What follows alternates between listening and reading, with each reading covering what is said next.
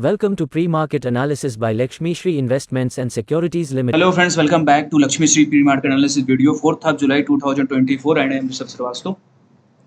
Nifty में आज बेहतरीन तरीके से बहुत ही अच्छा हम लोगों को तेजी देखने के मिला है। हम लोगों को जो रेजिस्टेंस लेवल था 24,200 का, उसको हम लोग रीच करते हुए ऊपर की तरफ क्लोजिंग दिया है, जो कि है 24,300 का हम लोग ने हाई भी बनाया था और उसके बाद आज हम लोगों ने बहुत अच्छे तरीके से क्लोजिंग भी दिया है।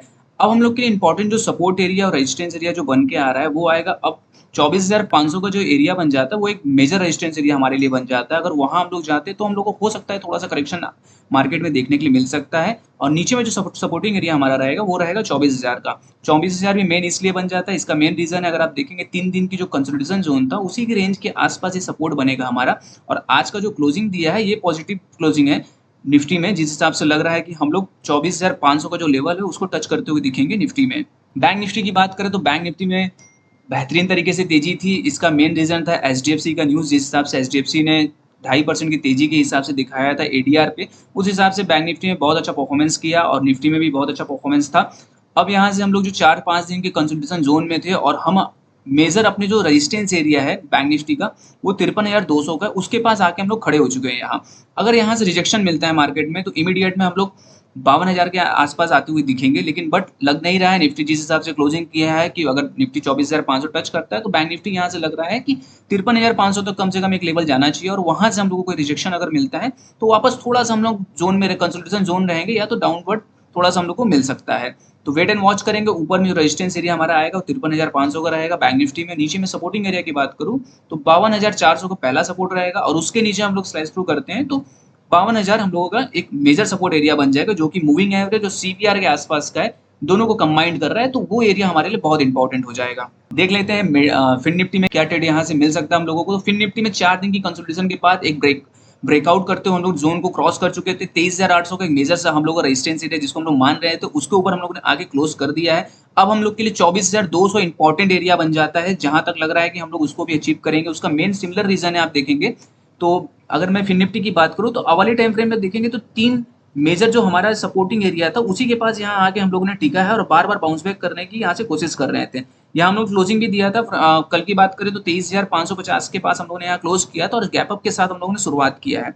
तो अब जो हमारे लिए मेजर जो रेजिस्टेंस एरिया रहेगा वो 24,200 तक का रहेगा, वहां हम लोग आते हुए दिखेंगे और नीचे में सपोर्टिंग एरिया हमारा जो रहेगा वो 23,800 का रहेगा। अगर वहां हम लोग आएंगे तो अगर उसके नीचे हम लोग जाते हैं तो थोड़ा सा हम लोग को कमजोर मिल सकता है, लेकिन अगर उसके नीचे नहीं जाते और मूविंग एवरेज यहाँ कैप्चर करते हैं तो बाउंस बैक प्ले कर सकते हैं हमारे टारगेट्स के लिए। मिड कैप 5 दिन की कंसोलिडेशन के बाद अभी भी रेंज के अंदर ही अपने ट्रेड कर रहा है। मेजर जो हमारा रेंज एरिया अब का है वो है 12,450 का, उसके ऊपर हम लोग निकलते हैं तो फ्रेश बाइंग हम लोग कर सकते हैं। नीचे में सपोर्टिंग एरिया हमारा रहेगा 12,100 का। अगर उसके नीचे जाते हैं तो हम लोग मूविंग एवरेज और सीपीआर के आसपास आते हुए दिखेंगे। 12,000 जो उसके बाद वाला नेक्स्ट सपोर्ट हमारा रहेगा वो सपोर्ट के आसपास आते हुए दिखेंगे, लेकिन यहाँ से लग नहीं रहा है कि हम लोग इस सपोर्ट के पास आएंगे। अगर ऊपर हम लोग ब्रेकआउट करते हैं तो 12,450 को क्रॉस करते तो 12,850 तक का टारगेट हम लोगों को अचीव होते हुए मिल सकता है मिड कैप में।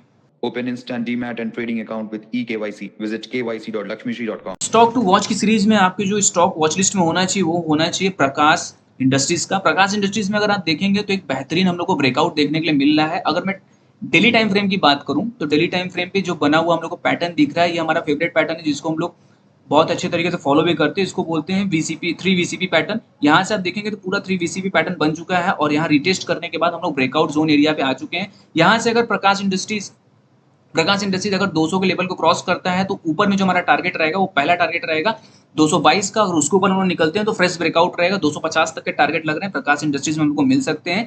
ब्रेकआउट आ चुका है, वॉल्यूम भी आ चुकी है ब्रेकआउट के साथ और दोनों हम लोग को यहाँ बहुत मेजर सपोर्ट भी मिल चुका है। मूविंग एवरेज और सीपीआर का जब ऐसे ट्रेड हम लोग को मिलते हैं तो ज्यादा चांसेस होते हैं ब्रेकआउट के। इंपॉर्टेंट जो सपोर्टिंग एरिया इसका आएगा वो आएगा 186 का। अगर उसके नीचे आते हैं तो ब्रेकआउट फेल होता हुआ दिखेगा, लेकिन यहाँ से चांसेस ऑफ कम है।